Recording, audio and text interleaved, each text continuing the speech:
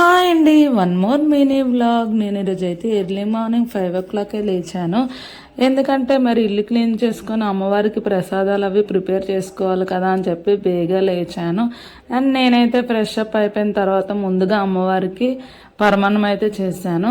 పరమాన్నం చేశాను కదా, దాంతోపాటు మరి పులిహోర లేకపోతే ఎలా చెప్పండి అమ్మవారికి, అందుకే పులిహోర కూడా చేశాను. దాంతోపాటు కొంచెం అటుకులు కూడా చేశాను అమ్మవారికి. అండ్ ఇవన్నీ కంప్లీట్ అయిన తర్వాత మరి దేవుడి బలి సర్దుకోపోతే ఎలా చెప్పండి, అందుకే నేనైతే అన్ని ఫోటోలకి పువ్వులతోనైతే అలంకరించేశాను. అలంకరించేసిన తర్వాత నేనైతే చేసిన నైవేద్యాలన్నీ అమ్మవారికి సమర్పించేశాను. పెట్టేసిన తర్వాత నేనైతే పూజ కూడా కంప్లీట్ చేసేసుకున్నాను. అండ్ పూజ అయిపోయాక నేనైతే బయట అమ్మవారికి నైవేద్యాలు ఇస్తానని చెప్పేసి మొక్కుకున్నాను అనమాట.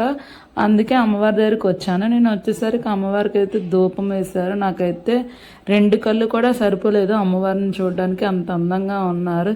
ఇంకా ఈ ఉయ్యాల్లో అమ్మవారిని చూసారా ఎంత క్యూట్గా ఉన్నారో. ఈ వీడియో కనుక మీకు నచ్చినట్టయితే లైక్, షేర్ అండ్ సబ్స్క్రైబ్ చేసుకోండి. Bye bye.